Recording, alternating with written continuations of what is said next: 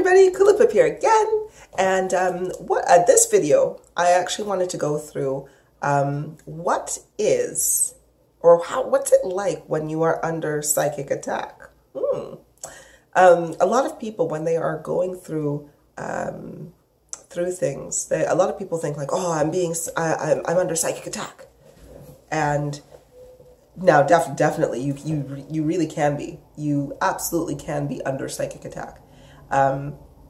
But sometimes it's like, well, what does that actually feel like? Because this whole game of life that we are playing, this existence called life, is all a mental experience. Okay, it is all about our consciousness are placed within these bodies through incarnation, and guess we incarnate a few times. So our consciousness is recycled. Well, we have many different bodies, many different names, many different lives. But in this body, because it is all the mind, we experience through this. So we can be attacked through our mind as well. So now, this is specifically for higher frequency individuals who may be a little bit more advanced in this matrix level 1. And this is going to be more so if you are in frequency levels 8, 9, and above. So if you're like 8.5 going into 9, or you're 9 and above. So if you are in frequency level, physical frequency level 8 to 9 or above, this video will more so resonate with you a little bit more. If you're in the lower frequencies, you may be like, I don't know what the hell you're talking about. And that's absolutely fine. Don't worry, as you expand your mind more, you'll come back to, you're more than welcome to come back to it and gain a little bit more understanding at that point. So when you are under psychic attack, what does that actually feel like? Psychic attack normally comes when your consciousness is trying to be either manipulated or taken over. And it's not quite the same as, well, it can be, I suppose. But it's almost like you're a different person. You know, a lot of people, when they're like, oh, you know, you're a really lovely person, but when you have a little bit too much alcohol, you're a completely different person. And it's because your consciousness is different at that time. It has been influenced by something or someone or whatever. So what does it actually feel like? Well, or why would somebody want to, or why would an entity or being or spirit or something want to take over your consciousness? Well, it is simple, really, because the only way to experience life is by being in control of a mind. I say of a mind, not necessarily your mind, because there are things out there that want to control your mind. And it is because if they are able to take over your consciousness, they are able to start to feel, experience, make decisions with this beautiful body, enjoy things, or do a lot of dastardly things, you know. So it really, really does depend on the goal of the thing or entity that is trying to take over. Things that would want to take over your consciousness, and that has taken over a lot of consciousness, would be your subconscious. These are also programs that are within you that will take over your body. Now, it can happen so subtly, so subtly. So that's why you have to really have your wits about you when you are getting up there into the higher levels, because your consciousness will be under attack all the time. Yeah, all the time. So you have to be able to recognize when it's happening. Now, what does it feel like? Well, firstly, it starts with a thought. It starts with a thought. If you've done your inner work and you've processed out all negativity and you understand that you behave in certain ways because of certain reasons. So, for example, I'm an individual where I've got mad confidence. I do. Because I've done the inner work and I know what my skills are. I know what I'm good at.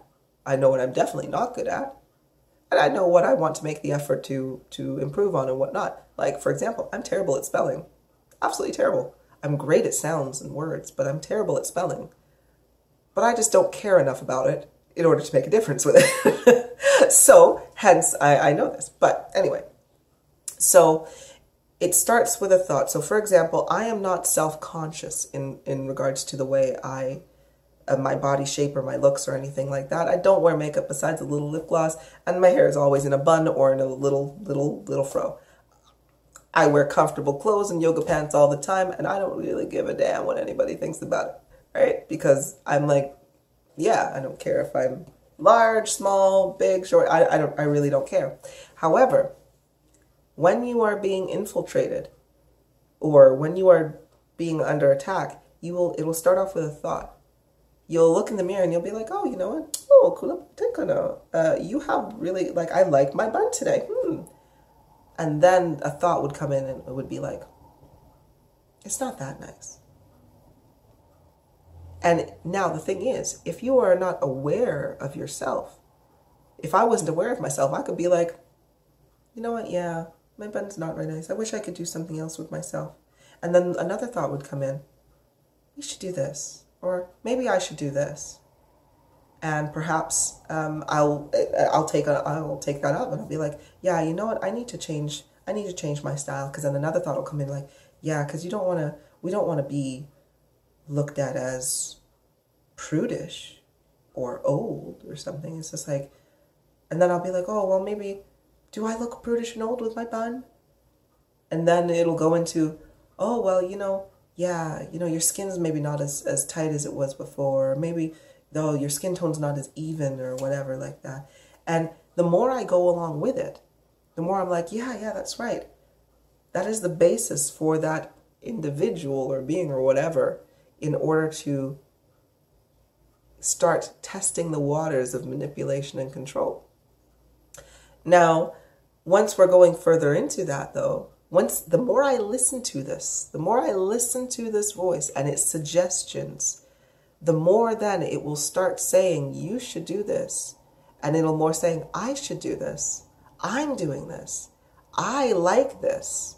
I like that. I like this. Until you are literally now being so manipulated by this consciousness, and you're so open, and because you accept everything that comes through, you'll find that your own consciousness will be oddly in the back. Oddly in the back. And now your own consciousness will be the one that goes, I think I should do something different.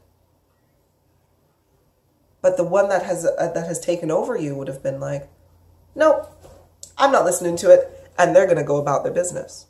So again, you have to have your wits about you. You have to be able to be like that little voice that wanted to say, maybe you should change your hairstyle.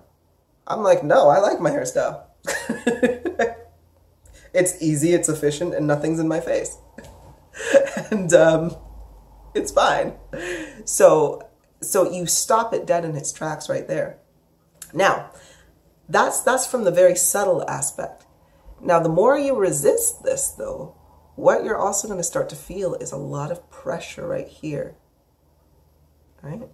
Because the way they're able to infiltrate and get in there is by sending a direct telepathic frequency to your third eye, to your pineal gland, to your hub of communication.